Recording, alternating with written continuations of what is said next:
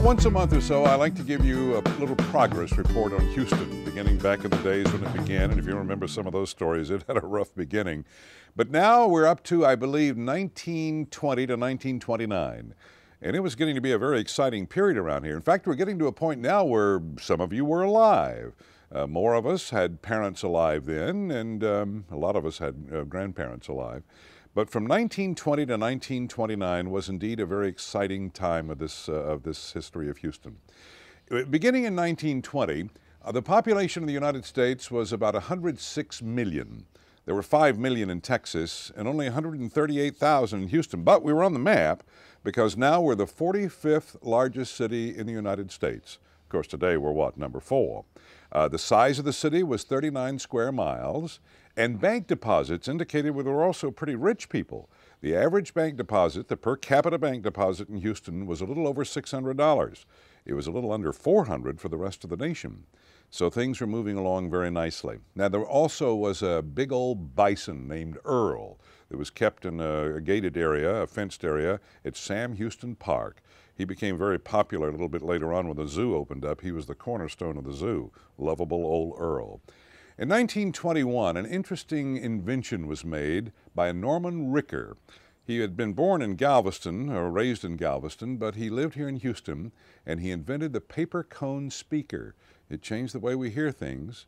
In 1922, we were starting to develop a lot of things, but the first radio station came in. It was WEV. It didn't last very long, but it was the first one. And by the way, in the whole city of Houston in those days, there were only 300 radio sets, so it didn't matter a whole lot, did it?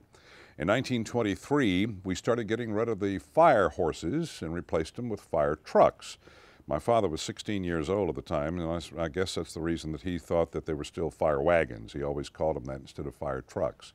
We also, during that same decade, Howard Hughes died, and he left the bulk of his estate to his son, 18 years old, Howard Hughes, Jr. He was a student over at Rice.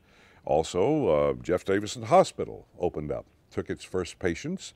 Kinkaid School began.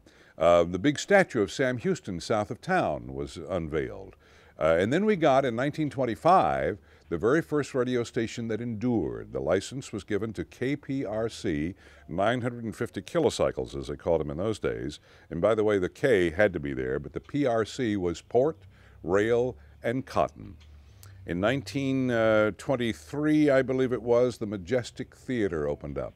It was a magnificent theater, and a month after the opening, Paderewski, one of the great pianists of the century, performed again in the city of Houston. By the way, I'll give you a story on the Majestic Theater a little bit later on. Also, Alley-Oop, do you remember that in the cartoons? It was born in the oil fields of Texas. V.T. Hamlin was the originator. It was a very popular cartoon for a lot of years. And of course, as we get to the end of the decade, we have Black Tuesday. So maybe next month we'll talk about the Depression days in the city of Houston. In the meantime, that's Lone Star Lowell.